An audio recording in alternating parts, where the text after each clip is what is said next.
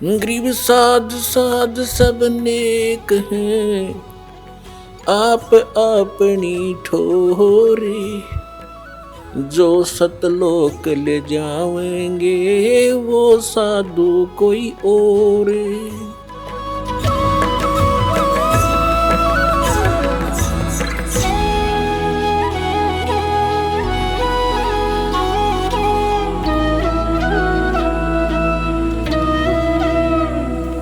क्या बताना चाहते हैं परमात्मा के? परमात्मा हमारे साथ कबीर जी अपनी लीला आप पे करने आते हैं, अपनी महिमा आप ही बताते हैं।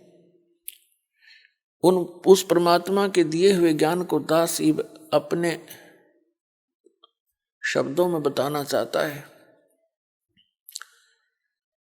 उन्होंने क्या बताने की चेष्टा की है कि तुम जहां रह रहे हो ये लोग ठीक नहीं।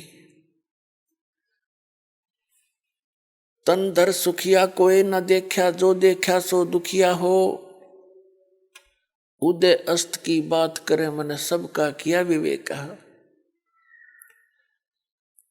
कहते हैं घाटे बाधे सब जग दुखिया। जिसको हानि होगी वो भी दुखी, और जिसने लाभ हो गया वो भी दुखी। वो कैसे दुखी? मान लीजिए उसके पास 4-5-10 लाख रुपए सेविंग होगी कहीं से, अच्छा बड़ा बिजनेसमैन है, तो वो 50 लाख का और अन्य प्रोजेक्ट ला बैठेगा। 10 लाख तो अपने 40 लाख लोन है। फिर उसमें हो जाए कोई गड़बड़े, माथे पे हाथ लाकर बैठ जा, रात ने नींद आवे नहीं, कर्जे वाले पीछे पीछे वो छुपता फिरे। तो यहाँ कहते हैं घाटे बाधे सब जग दुखिया, के गृहस्थी बैरागी हो। अब गृहस्थी तो दुखी है ही घाटे हानि और लाभ से। बैरागी जो बाहर चले गए, घर छोड़कर जंगल में चले गए, वहां जाकर उसने फिर सारा जुगाड़ फिर जोड़ना पड़ा, झोंपड़ी गालनी पड़े, रोटी भी खाने के लिए जुगाड़ जोड़ना पड़े, मांग के लावे नगरी में तो वहां बनावर खावे। जो का तो फिर हो गया, कदे भिक्षा ना मिले तो सारी रात भूखा काटे, भक्ति तो लियो भूखा याद रहे फिर उसके। तो परमात्मा कहते हैं इस मन की सारी उल्टी बाण है, उल्टी आदत है। अब ये साधना है जो दास ने आपको बताई, जो भगवान ने आके बताई। नाम उठत ना हम बैठत नाम सोवत खा जागवे, नाम खाते नाम पीते नाम से ती लागवे। ये साधना है। किसी भी सदग्रंथ में देख लो, महापुरुषों ने जिन्होंने भगवान पाया उनके इतिहास, उनकी वाणी में देखो, अपने दैनिक कार्य को करते हुए आप परमात्मा प्राप्ति कर सकते हैं। समय पर रोटी खाओ, समय पर आपको सारी व्यवस्था घर पे उपलब्ध होती है, भक्ति करो। जंगल में जाने से केवल वहां बैठ जाने मात्र से भक्ति परमात्मा प्राप्ति नहीं होती, इस सत्य भक्ति से परमात्मा प्राप्ति होगी। उसने चाहे जंगल में बैठ के कर लो चाहे घर में कर लो। ये साधना जो दास बता रहा है इससे मोक्ष होगा। तो क्या बताते हैं परमात्मा के? जंगम दुखिया जोगी दुखिया, तपस्वी को दुख दूना हो, और आशा तृष्णा सब में व्यापे, कोई मैल ना सुनना हो। यानी सबके अंदर ये आशा तृष्णा घर किए हुए है। जैसे तपस्वी को दुख दूना क्यों होता है कि पहले तो सारा जीवन कष्ट उठावे, तपस्या कर करके शरीर के साथ संघर्ष करता है, अगले जन्म में वो राजा हो जाता है।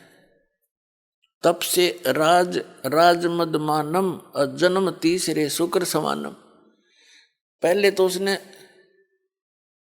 भक्ति समय में भक्ति काल के अंदर कष्ट उठाया, फिर राजा बन गया। राजा आप जी ने सुखी दिखाई देता, वो सपने में सुख नहीं राजा को। क्योंकि कबीर साहब कहते हैं झूठे सुख को सुख कहे, ये मान रहा मनमोद, ये सकल चबीना काल का, कुछ मुख में कुछ गोद। राजा को सुख नहीं है, या भूल मत करना। लेकिन हम अज्ञानता के कारण इन राजाओं के पीछे भागते रहे। ये आप भिखारी हैं आपके, आपसे टैक्स लेते हैं, जब ये ठाठ करते हैं और ये विष खाते हैं, ये आपसे टैक्स लेकर उसको बकवाद करते हैं। अगले जन्म में कहते हैं शुक्र सवानम, कुत्ते गधे और सुअर की योनि प्राप्त करता, वो तपस्वी राजा बना।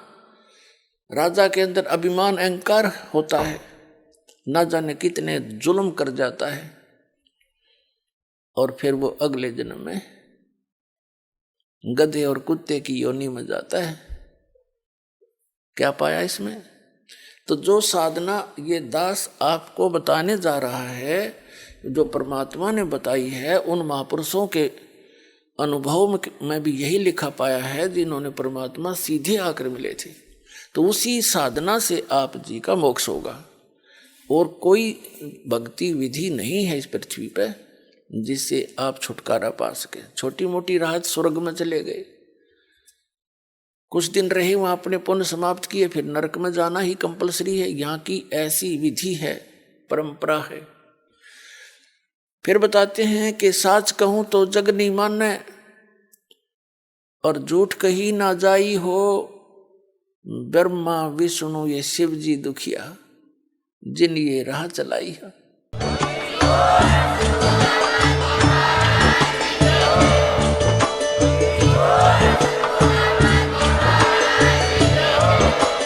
आप सुन रहे थे जगत गुरु तत्वदर्शी संत रामपाल जी महाराज जी के मंगल प्रवचन। अधिक जानकारी के लिए विजिट कीजिए हमारी वेबसाइट www.jagatgururampalji.org। संत रामपाल जी महाराज जी के शुभ आशीर्वाद से पूरे विश्व भर में 500 से भी ज्यादा नाम दीक्षा केंद्र हैं, जिन पर संत रामपाल जी महाराज जी द्वारा ऑनलाइन निशुल्क नाम दीक्षा दी जा रही है। अपने नजदीकी नाम दीक्षा केंद्र का पता करने के लिए संपर्क करें 8222880541।